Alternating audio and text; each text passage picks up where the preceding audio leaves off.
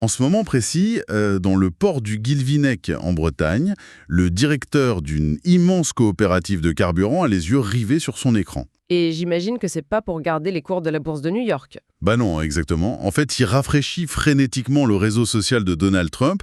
Il attend une publication, souvent en pleine nuit, pour décider s'il va remplir ses cuves de gazole marin ou s'il va attendre. C'est quand même complètement fou d'en arriver là. Ah mais c'est insensé. Dans notre économie ultra connectée, un simple message en ligne sur un détroit au Moyen-Orient dicte littéralement la survie financière des pêcheurs français. Et c'est l'illustration parfaite de ce que nos sources décortiquent aujourd'hui. On n'est pas du tout face à une simple crise diplomatique lointaine, hein. Non, c'est sûr. Ce qu'on observe là, c'est un vrai test de résistance, d'une brutalité inouïe pour toute notre chaîne de valeur mondiale. Bon, décortiquons tout ça. L'objectif de notre exploration en profondeur aujourd'hui, c'est de prendre cette montagne de sources qu'on a compilées. On a des analyses géopolitiques, des débats télévisés hyper tendus, des interviews d'économistes. Voilà, le but c'est vraiment de tracer la ligne rouge entre tous ces éléments. Exactement. Notre mission, c'est de comprendre très précisément comment un bras de fer physique dans le détroit d'Ormuz déclenche des sueurs froides budgétaires à Paris et comment ça menace même de faire exploser les fondations de l'intelligence artificielle et de la finance mondiale. Rien que ça. Et du coup, pour saisir cette mécanique, il faut obligatoirement se pencher sur la source physique du problème. L'épicentre, c'est le détroit d'Ormuz. Ouais, l'un des goulots d'étranglement les plus critiques de la planète.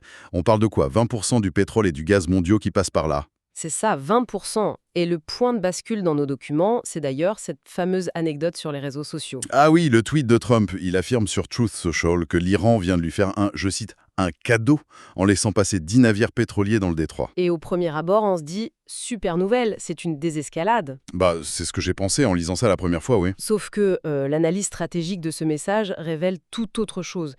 Ce qui est fascinant ici, c'est la réalité des rapports de force que ça dévoile. C'est-à-dire?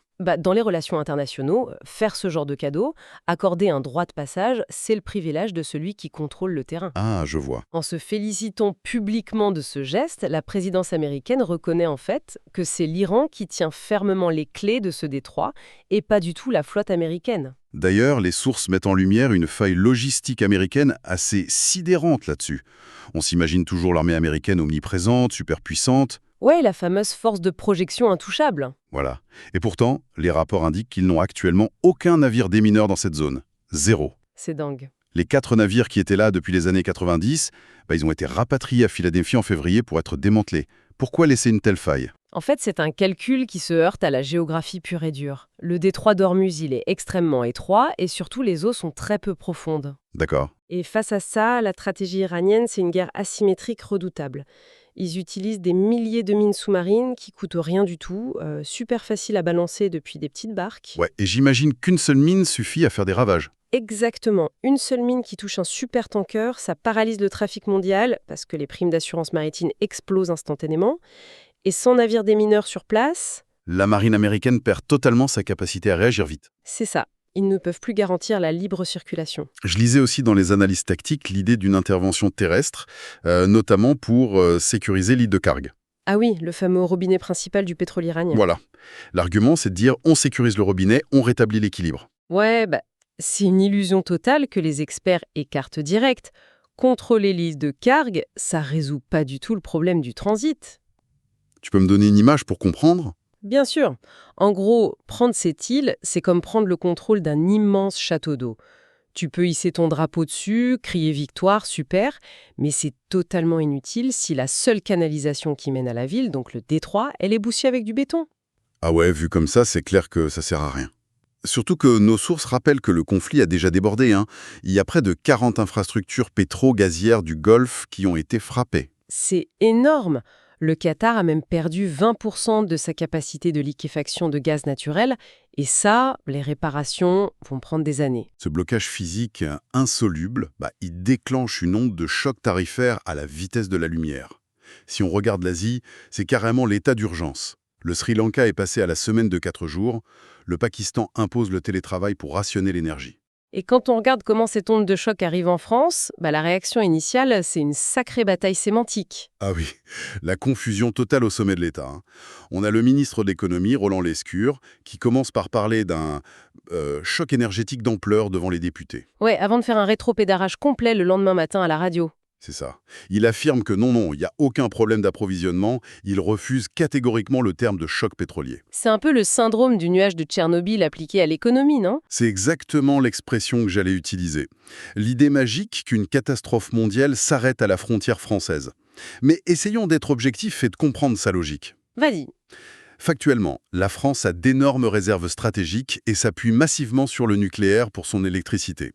Donc techniquement, il n'a pas tort sur l'absence de pénurie physique. Il y a de l'essence dans les pompes. Oui, il y a de l'essence, c'est vrai.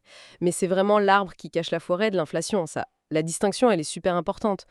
On importe toujours 99% de notre pétrole et 96% de notre gaz. Donc le fait qu'il n'y ait pas de queue à la station-service, ça nous protège pas du tout des prix qui flambent. Pas du tout. L'inflation énergétique, elle se diffuse comme un poison lent.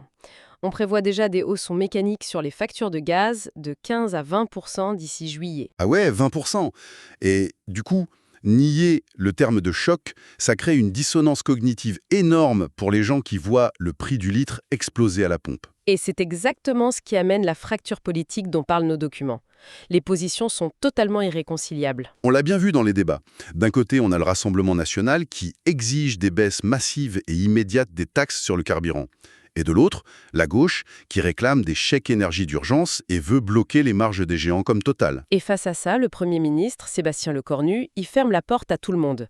Il a annoncé la fin du « quoi qu'il en coûte ». Et la justification, elle est mathématique. La dette française, à 10 ans, a passé la barre des 3,8%. C'est un record depuis 2009. Et c'est là qu'on réalise que ces gros chiffres macroéconomiques, ils touchent direct le quotidien. Complètement. Quand l'État emprunte à 3,8%, ça fait grimper les taux d'intérêt pour tout le monde. Ça fige les crédits immobiliers de tous ceux qui veulent acheter un appart ou une maison. Pour donner un ordre de grandeur issu des sources, si on voulait refaire la ristourne de 30 centimes à la pompe comme en 2022, ça coûterait 8 milliards d'euros aujourd'hui. L'État n'a tout simplement plus cet argent. Surtout qu'on compare souvent ça au choc pétrolier des années 70. Oui, mais le paradigme a totalement changé. Dans les années 70, le prix du baril, il avait été multiplié par 4. Là, on parle d'une hausse de 30 à 40%. Seulement 30 à 40%. Mais alors, pourquoi ça fait si mal? Parce que notre économie aujourd'hui, elle fonctionne à flux tendu. On n'a plus aucun stock tampon. Donc une hausse de 30%, ça percute une chaîne de valeur tellement optimisée que les dégâts structurels sont bien pires. Et c'est là que ça devient vraiment intéressant. Si on traduit tout ça dans la réalité physique, les conséquences sont dévastatrices. Retournons au Guilvinec. Le fameux troisième port de pêche français. C'est ça. Les pêcheurs, ils bossent dans un secteur qui incarne la dépendance absolue au pétrole. L'équation économique d'un chalutier, elle pardonne pas.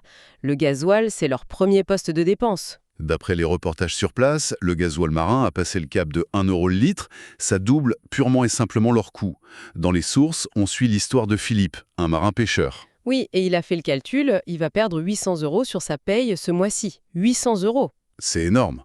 Et le pire, c'est qu'il ne peut pas juste vendre son poisson plus cher à la criée pour compenser. Non, c'est impossible. S'il vend sa saule ou sa langoustine 30% plus cher, les acheteurs ils vont juste prendre du poisson importé. Du coup, c'est lui qui absorbe la perte directe sur son salaire. Ce qui explique la colère incandescente qui monte sur le littoral. On voit des menaces très claires de bloquer les dépôts pétroliers et les routes. C'est vraiment la matérialisation d'une impuissance totale. Faut imaginer la fiche de paie d'un travailleur breton est amputée à cause d'une mine posée à 6000 km de là. Et sans compter cette volatilité délirante dont on parlait au début. Le directeur de la coopérative qui dit jouer au poker tous les jours avec ses cuves.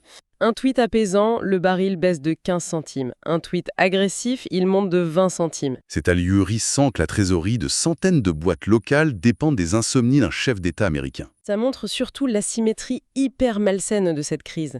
Parce que pendant que l'économie réelle encaisse les pertes, cette volatilité, c'est une aubaine fantastique pour la finance. Ah oui, les fameux profiteurs de guerre. Exactement.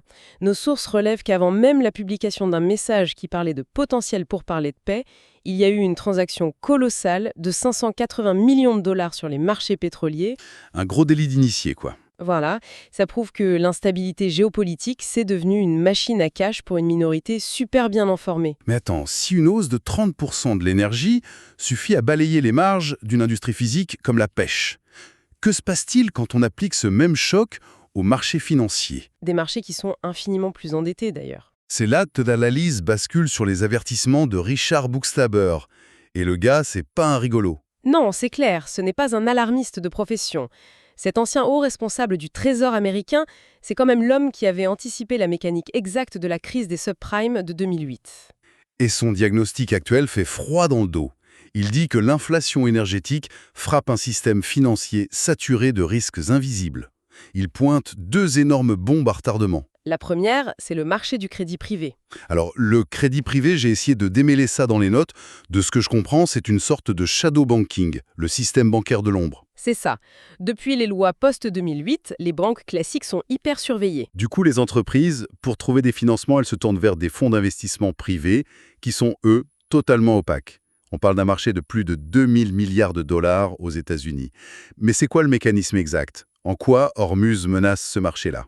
La courroie de transmission, c'est l'inflation. Quand l'énergie flambe, l'inflation explose. Et pour lutter contre ça, les banques centrales maintiennent des taux d'intérêt très élevés. Ok, logique. Or, le piège de ces milliers de milliards de dollars de crédits privés, c'est qu'ils ont été prêtés à taux variable. Aïe. Voilà. Les entreprises subissent une double peine mortelle. L'énergie coûte plus cher pour produire et les mensualités de leurs dettes explosent à cause des taux. Et comme tout ça se passe dans l'ombre, sans supervision, Les entreprises vont faire défaut en silence. Et si les fonds qui portent ces dettes s'effondrent, c'est tout le financement de l'économie réelle qui gèle d'un coup. Bookstaber dit que ça pourrait être bien pire qu'en 2008. ok, la mécanique est implacable. Mais alors, la deuxième bombe à retardement dont il parle, j'avoue que j'ai bugué. Il cible l'intelligence artificielle. Oui, l'IA. Mais l'IA, c'est du logiciel, c'est du code hébergé dans le cloud. Comment des navires bloqués dans le golfe Persique peuvent menacer des algorithmes dans la Silicon Valley? C'est l'illusion du cloud, justement, le fameux nuage immatériel. En vrai, l'IA repose sur une infrastructure physique absolument colossale. Tu parles des data centers. Exactement. Les data centers géants qui entraînent ces modèles, ils consomment une quantité astronomique d'électricité. Pas seulement pour faire tourner les calculs, mais aussi pour refroidir les serveurs. L'IA a un besoin vital d'une énergie abondante et surtout bon marché. Donc si le prix de l'énergie s'envole au niveau mondial, le coût de fonctionnement de ChatGPT ou d'autres IA devient exorbitant. Ça détruit leur modèle de rentabilité. Complètement. Et ça va même plus loin. Ces serveurs, ils tournent grâce à des semi-conducteurs de pointe qui viennent presque tous de Taïwan. Ah oui, l'autre point de tension géopolitique. Si la logistique maritime mondiale est en vrac ou que la guerre s'étend à l'Asie, l'approvisionnement en plus s'arrête net. Et il faut savoir que les 10 plus grosses boîtes tech liées à l'IA, elles pèsent un tiers du S&P 500, l'indice boursier américain. Un tiers. Oui. Donc si cette bulle éclate à cause du prix de l'énergie, c'est le moteur principal de la finance mondiale qui cale. Bon. Alors, qu'est-ce que tout ça signifie au fond? On a commencé avec l'absence de navires démineurs au Moyen-Orient. Et on atterrit sur la faillite potentielle de fonds obscurs et le crash de l'IA. C'est vertigineux. Ça montre vraiment l'hypercomplexité qu'on a construite. Absolument tout est lié. C'est clair. Les puces électroniques ont besoin d'hélium, l'agriculture dépend du gaz pour les engrais, les hôpitaux ont besoin d'énormément d'énergie pour l'imagerie médicale. Et toute cette modernité repose sur des fondations ultra fragiles. Un détroit de quelques kilomètres de large, une dette privée qu'on refuse de regarder en face. Le détroit d'Ormuz, finalement, c'est un peu un scanner médical impitoyable. Il révèle toutes les fractures de notre mondialisation. Et c'est pour ça que ça concerne directement ceux qui nous écoutent. L'inflation énergétique, c'est pas juste un truc de trader dans une tour de verre. C'est ce qui définit le prix à la caisse du supermarché à cause du transport. C'est ce qui bloque l'achat d'un premier appartement. C'est ce qui menace l'emploi de millions de personnes, tout simplement. On paie au prix fort notre dépendance aux énergies fossiles. Et d'ailleurs, en lisant la synthèse finale de nos documents, il y a une réflexion assez dingue qui s'impose. Vas-y, je t'écoute. Pendant que l'Europe et les États-Unis s'épuisent à gérer cette urgence, à essayer de sauver leur budget et leurs pêcheurs, la Chine, elle observe ça avec beaucoup de recul. Une distance très stratégique d'ailleurs, parce que la Chine domine aujourd'hui massivement le marché des technologies décarbonées. Les panneaux solaires, les batteries électriques, ils ont tout, ce qui nous laisse sur une pensée finale hyper provocatrice pour clôturer cette analyse. Ouais, la question de la fin du pétrole. Exactement. Si la paralysie de cette artère vitale dure et que le pétrole devient financièrement insoutenable pour l'Occident, est-ce que ce blocage ne va pas devenir l'accélérateur brutal de la fin de l'ère pétrolière? Et pas du tout par conscience écologique, hein. Ah non, pas du tout. Par pur instinct de survie économique. Une transition énergétique qu'on va faire à la hâte, juste pour ne plus être l'otage d'un bras de mer. Un changement de monde complet, précipité par 3 mines sous-marines, c'est fou. C'est un sacré sujet de réflexion à garder en tête pour notre prochaine exploration. Merci d'avoir disséqué tout ça avec moi. Avec plaisir. À la prochaine.